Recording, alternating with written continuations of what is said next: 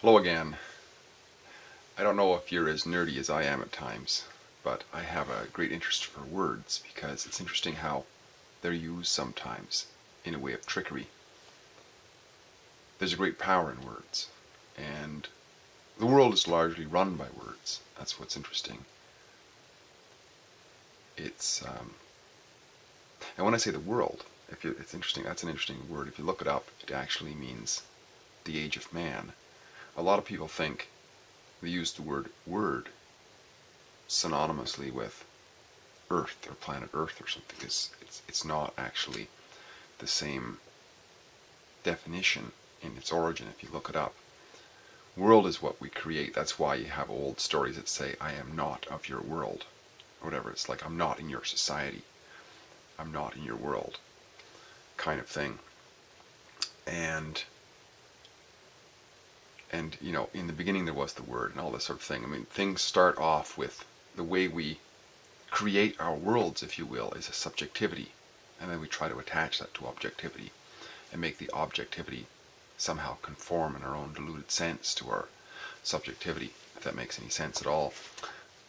But I think it's interesting. I think it's really interesting. And it's interesting to, well, just for mind games, I guess, to learn something. But it's also informative in terms of our quality of life to understand what it is that people are trying to say in their words. In this case, in the written word. And as an example, I'm interested with the capital letters. Why are there certain capital letters? So, I mean, a lot of them are obvious, right? Like we write our names, we usually put a capital letter, name of a place that's significant, we put a capital letter, months, the days of the week, and proper pronouns, or like I, for example. We use capitals.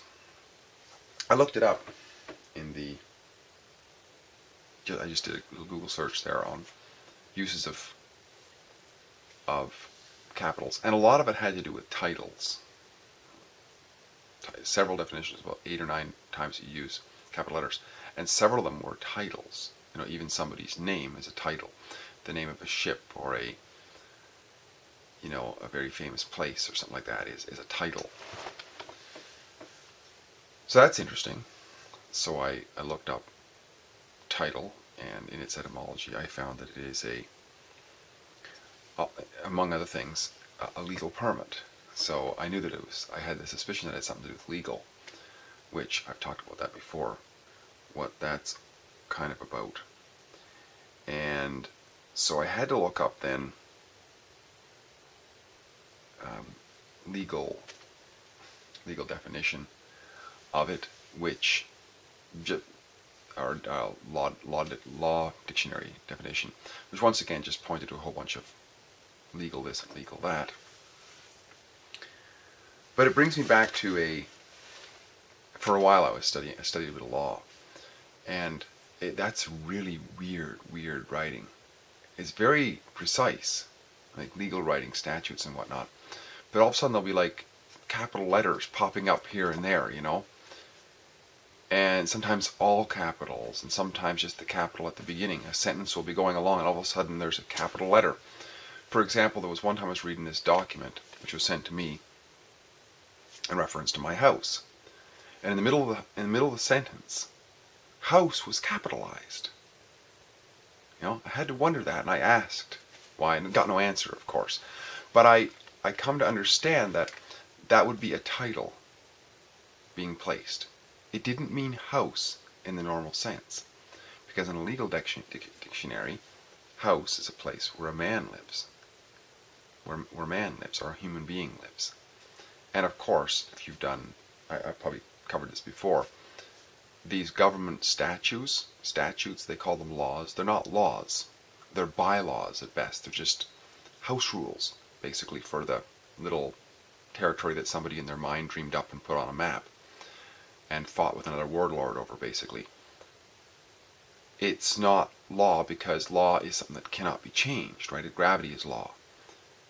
So in those house rules, they they have agreed, the people who make up the stuff, that slavery is no longer legitimate. So they don't put no obligation whatsoever on man and woman or human beings. None whatsoever. Zero, right? So they couldn't write house as in me having to do anything for anybody else but my house in small letters without a capital letter. Because without a capital letter, in their dictionary, it's referring to a place that a man lives. And yet their statutes have nothing to do with man, right? So they couldn't put that there. So they put it as a capital letter. So now it's a title. It doesn't mean house at all. It means something else. But they're just hoping I don't notice. Because they don't want any questions. But it doesn't matter if there's any questions. They don't answer them anyways. So I just thought it's really interesting. It's really interesting because we can get to understand that we've been duped and people are playing little word games on us. And words are very powerful, and we create our worlds by our words, either in a self-talk or through others and through propaganda and whatever. And I just think that being observant to what people are saying and what we're saying as well. And when reading something, when something is supposed to be official and it's got weird cryptology going on in there, like what the heck is that? Why is house capitalized in the middle of a sentence? That's not a mistake. That's not a mistake. It's a title. It's not referring to house. It just so happens that the title looks very similar to that. I talked about it before, about how these mind game trickeries go on and we don't notice and we just accept it. For example, when we're born, Mom usually writes our given names and family name on this piece of paper she fills out, and she sends it in to a government agency. That gets kept over there. They don't want us to have that anymore. They send us back a plagiarized version of it. It's called a birth certificate. And you'll notice that the name has been changed. Mom didn't write it in all capital letters. When we get it back, it's in all capital letters. If you look at an official corporate document, it's all in all capital letters. That's in all capital letters. It doesn't say given names, family name or surname or something like that anymore. It just says name. So it's a plagiarism in a way because they've copied some of the information, but they've changed it. And we look at it and we go, or parents do, yeah, that's the name. That's the name we gave them. But it's not, because they didn't write it that way. And that's a misspelling. It's a misspelling. I remember when I was in grade school,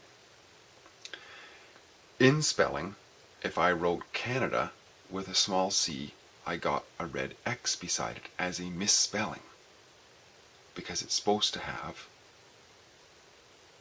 a capital C. Or if I wrote Tuesday with a small t, that was a misspelling. Misspelled because it's supposed to have a capital letter.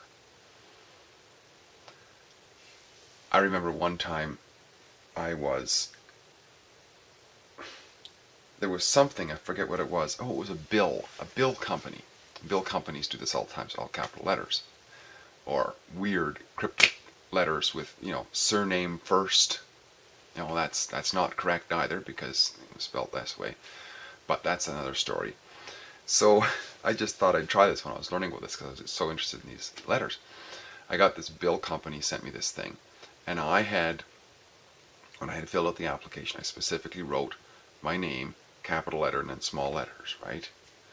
And then my bill comes in the mail, it's all capital letters. I called them up, and it says on the bottom, it says, if there's anything wrong with your address, call us, contact us, we'll change the address. I called them up and I said, I want to do an address change.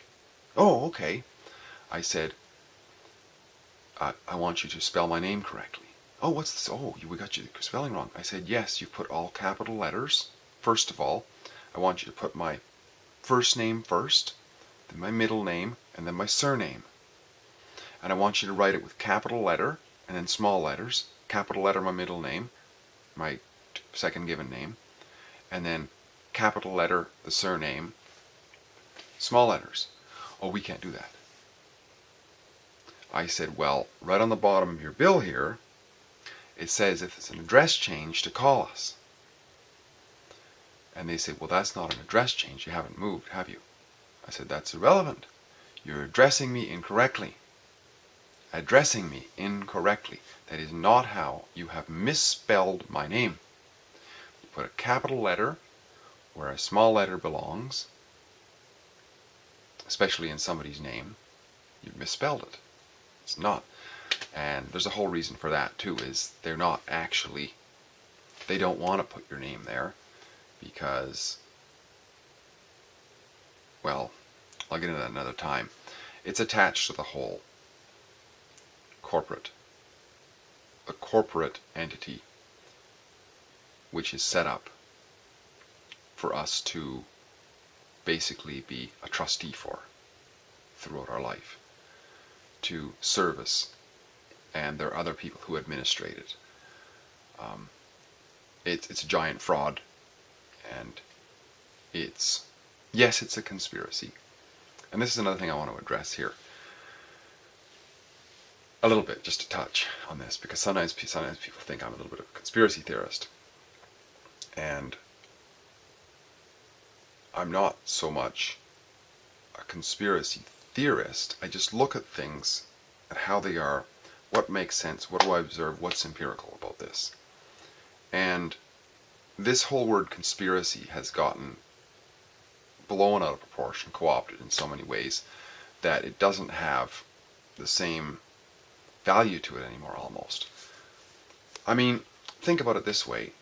If you and your brother go into business, okay, you're going to sit down and conspire together.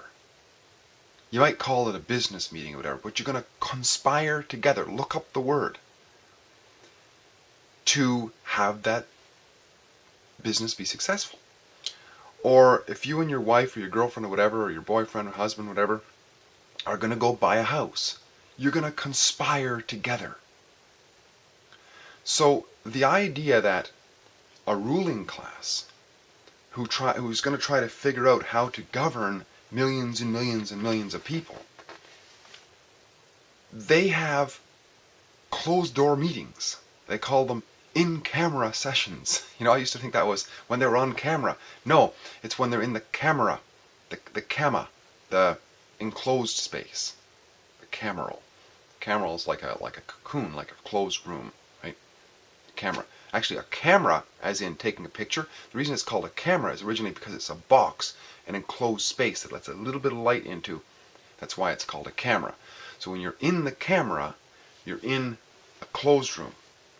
A closed room where nobody's allowed to get the information out. The media's not allowed in. Nobody's allowed in.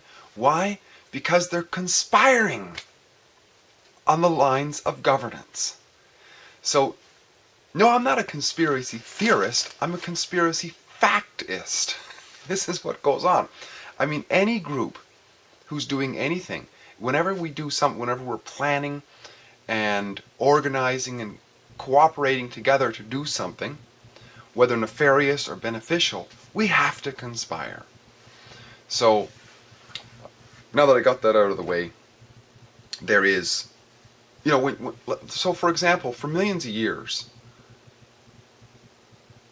the mode of operation for governance of the masses was basically just brute slavery and force. I mean, societies ran on slavery. Sometimes it was called serfism or fiefs. But I mean, you didn't have an option in the Middle Ages or whatever when the landlord came along and said, this is what you got to do on our land or get off or whatever. It was just like, there was no, the concept of human rights or whatever was just completely, you know, it wasn't there. But we've evolved, right? We've evolved to the point where society was run by slavery. The economy was run by slavery, the large economy. People got to the point where the abolitionists finally made the moral argument that was strong enough to say that we can't accept this anymore. And of course, government always responds to the forces of the mass, right? Because that's always the way it works. It's always governance by the consent of the governed. It always is, if you think about it. And so this is a huge dilemma, a massive, massive dilemma for ruling classes. I mean, the churches lost control of the ruling in the Western world. They lost control. Government, so-called government, state gained control, but then they lost control of slavery to run the economy. So they and of course there was the very short Enlightenment period, which came about as the result of basically naturalism and the loss of this theocratic dictatorship. And there was the deists, the Enlightened period in America, and a lot of this philosophical, deist theological, if you will, motion got put forward into people like Thomas Paine, Thomas Jefferson, and so on, and they wrote these wonderfully enlightened documents for the founding of America, which was the most advanced form of government that's ever existed. And of course it's completely just evaporated by now, but that was a big problem, because they couldn't run overt slavery anymore. So what's happened is covert slavery. It's always been there as well, of course, but it's more because there was always overt slavery and covert slavery. And now in the Western world there's basically just officially there's just covert slavery. I mean, no politician is going to admit that there's slavery. Anybody who's got any brains whatsoever knows there is, but they're not going to admit it, because that would be political suicide, because they know that that's passé. It'd be like saying, okay, let's go back to subjugation of women. No, I mean that's gone, right? So they've devised all the trickery, and it's all words, and the moment we wake up to it and begin to notice it, it's a great step forward for humanity, and it affects our quality of life, because we are born, I would say, with the inherent desire to be free.